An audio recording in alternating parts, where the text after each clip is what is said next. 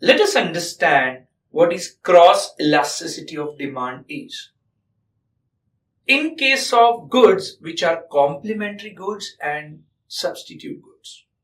What are complementary goods? Goods which are sold together, just like tea and sugar.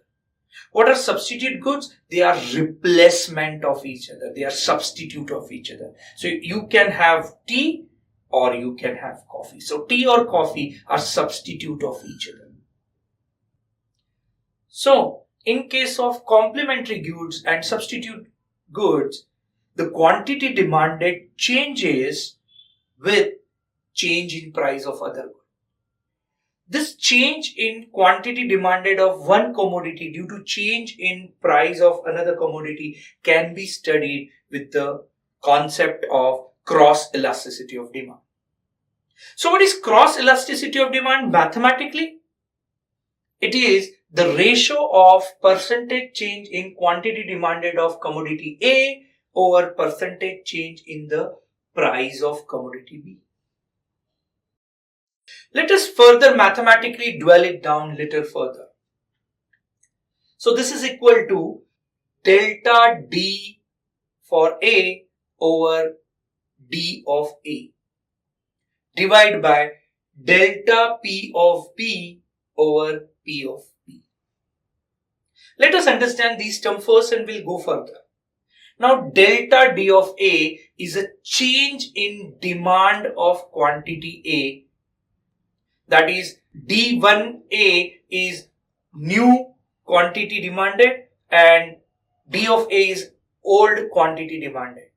So D1A minus DA is basically change in quantity demanded for A. That is delta DA. Similarly, delta PB is what? Change in price of commodity B. That can be explained as P1B minus PB, where P1B is new price of commodity B and PB is old price of commodity B.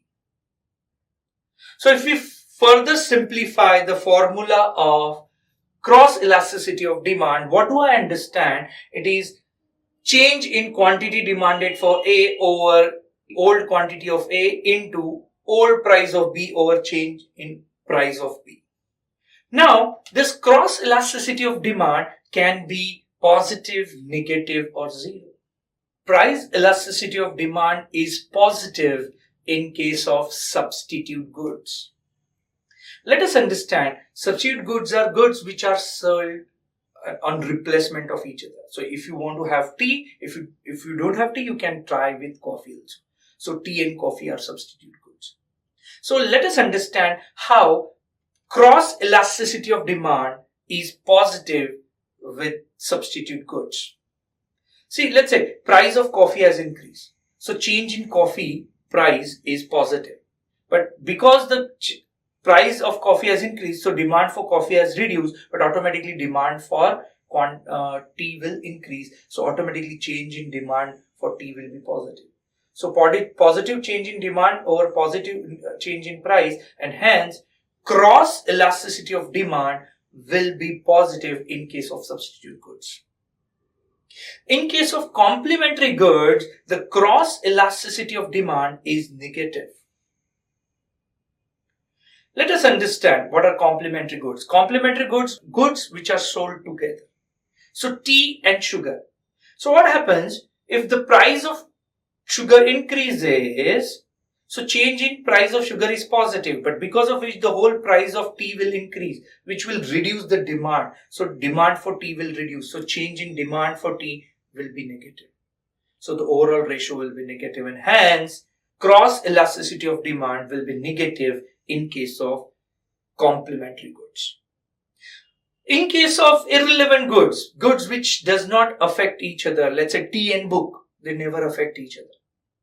So the cross elasticity of demand in that case will be zero, because there will not be any change in quantity demanded of one product due to price change in another. Hence, in nutshell summary, what is cross elasticity of demand is to study changes in the quantity demanded of one commodity with respect to changes in price of other commodity Typically, it is affected in case of complementary and supplementary goods.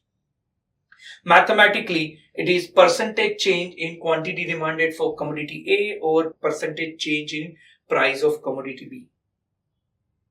Simplified form will be delta dA over dA into PB over delta PB. Cross elasticity of demand can be positive, negative or zero. In case of substitute goods, cross elasticity of demand is positive. In case of complementary goods, cross elasticity demand is negative. For irrelevant goods, the cross elasticity of demand is zero.